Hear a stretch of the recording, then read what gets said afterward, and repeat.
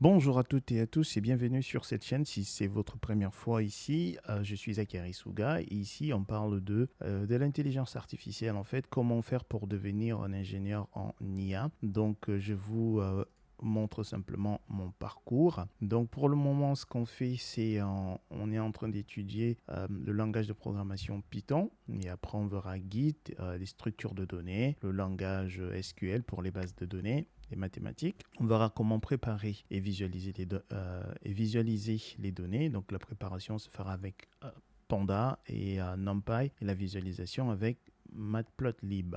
En ce qui concerne en fait nos différents algorithmes, nos différents modèles, on va en fait utiliser du scikit-learn.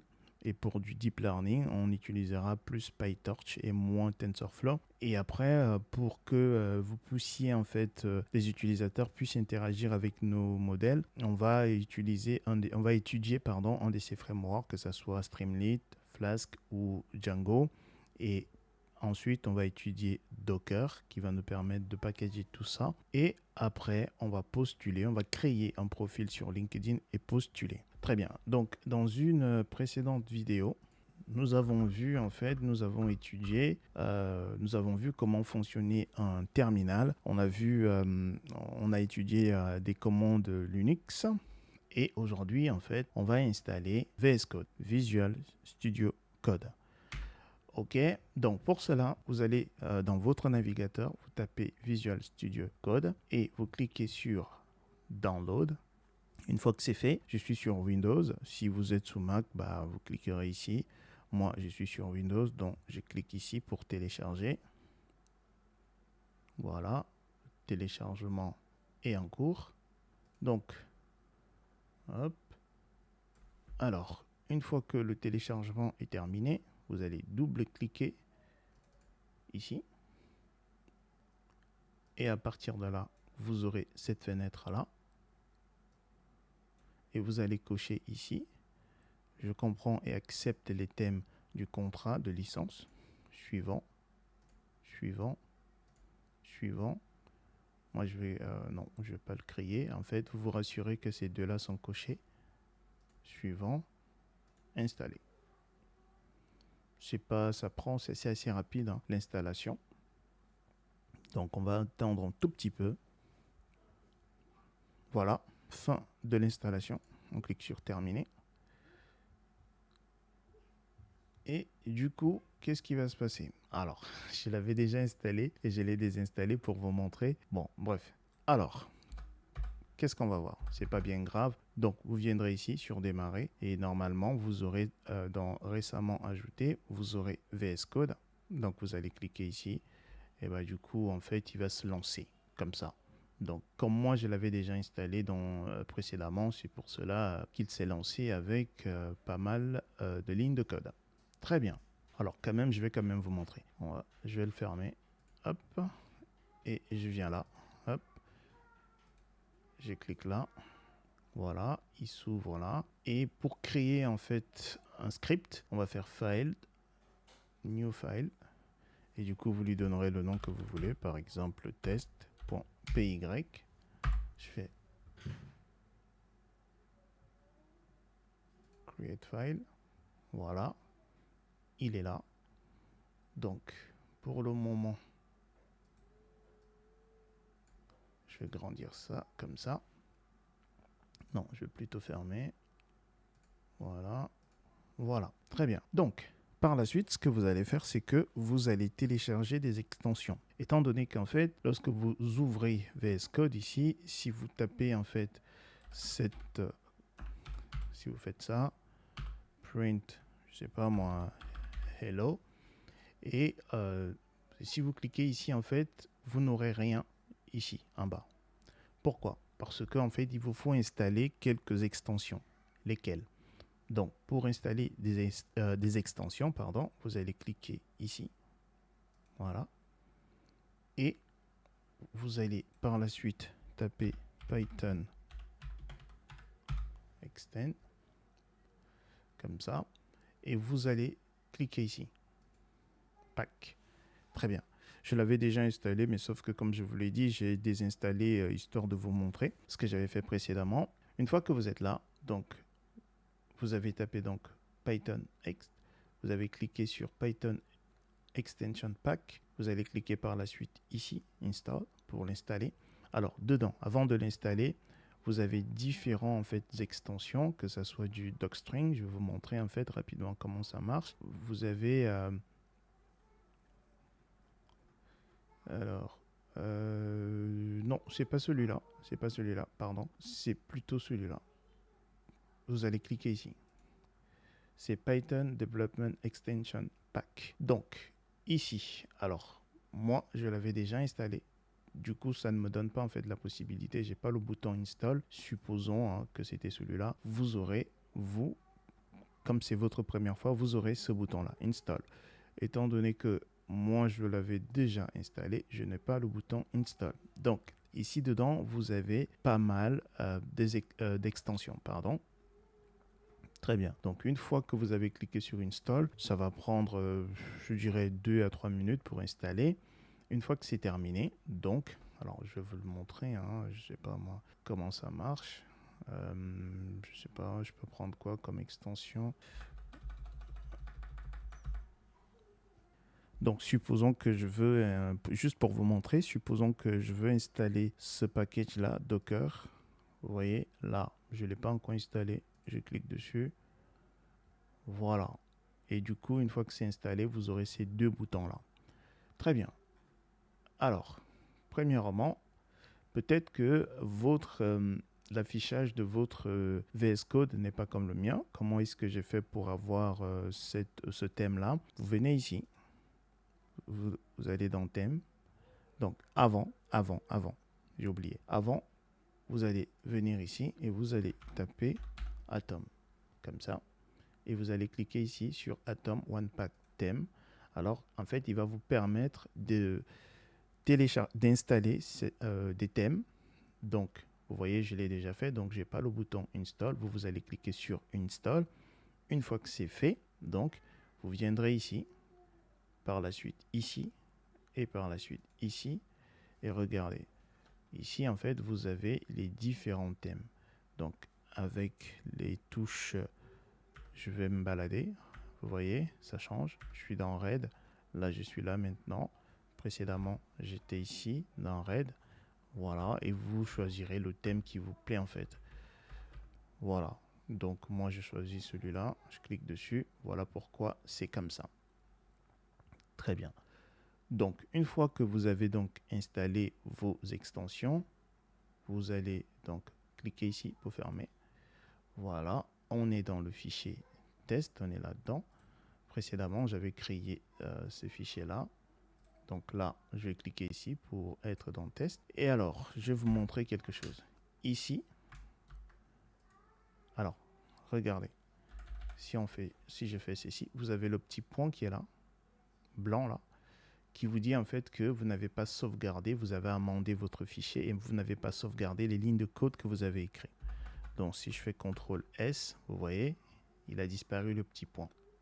Donc je reviendrai à partir d'ici. Donc vous viendrez ici. Ici donc vous allez faire clic droit et vous allez faire Open Preview to the site. Très bien. Et regardez ce qui va se passer. On va faire A égale 14, B égale 15. Et regardez ici, en fait. Ici à droite, en fait, on écrit du code ici et on est en train de débugger en direct. Donc, pour le moment, donc, tout va bien. Et si je lui dis print A plus B, voilà, regardez. Donc, il a mis 29 ici. La somme de 14 plus 15. Donc, en fait, on écrit du code et il nous donne le résultat de ce qu'on est en train d'écrire. Alors, supposons que, là, je vais faire une bêtise, pareil, exprès. Donc, j'ai dit non, c'est carré. Et ici, et je vais lui dire A plus non. Regardez.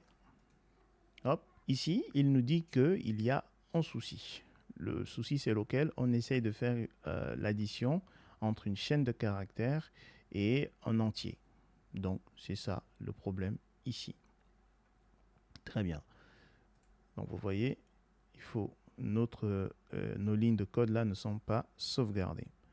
Donc, je vais supprimer tout ceci. Je vais fermer ici. Donc, vous pouvez l'utiliser. Hein. Donc, preview. Donc, on a fait clic droit et on a cliqué ici. Donc, cette fois-ci, regardez, on vient ici à nouveau. On fait clic droit et on clique ici.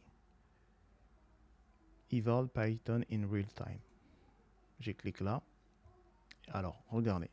Cette fois-ci, si je fais A égale 14, il me dit variable A vaut 14.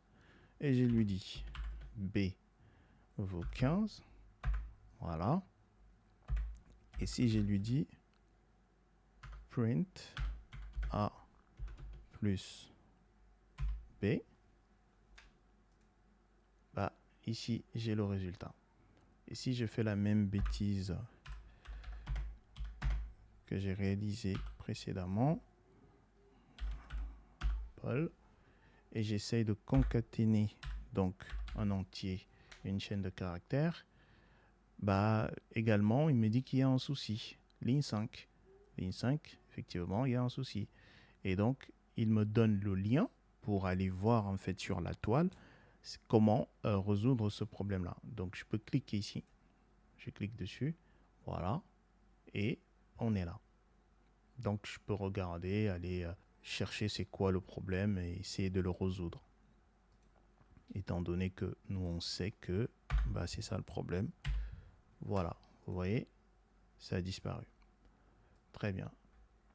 Donc, dans les extensions que je vous ai fait installer précédemment, donc ici en fait, ce qu'on vient de voir là, je vais agrandir un tout petit peu. Preview, le premier qu'on a vu, il est là. Après, on a vu un autre, c'est celui-là. C'est le deuxième qu'on a vu. Et cette fois-ci, je vais vous montrer comment est-ce que cette extension-là, si je mets la main dessus, celui-là, comment il fonctionne. Donc, je ferme ici et je reviens ici. Alors, c'est vrai qu'on n'a pas encore vu les fonctions, mais c'est juste pour vous montrer comment ça fonctionne, le docstring. Donc, j'ai défini une fonction. Donc, ma fonction va prendre deux arguments. Et donc, il retourne A plus B. Et si donc, je viens ici, je fais 1, 2, 3, je fais entrée, voilà. En fait, ici, du coup, le docstring permet en fait de documenter notre code.